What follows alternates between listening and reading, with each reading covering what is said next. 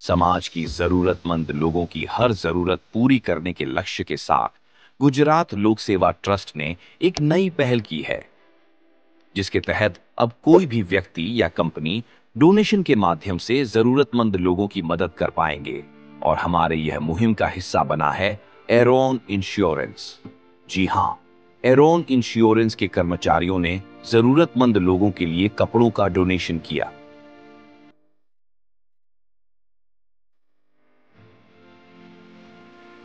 Aaron insurance ये छोटी सी पहल से कई लोगों के चेहरों पर खुशी आई और छोटे बच्चे खुशी से झूम उठे। अगर आप भी एरोन इंश्योरेंस की तरह कोई भी चीज का डोनेशन करके जरूरतमंद लोगों की मदद करना चाहते हैं, तो हमें स्क्रीन पर दिए गए नंबर पर संपर्क करें।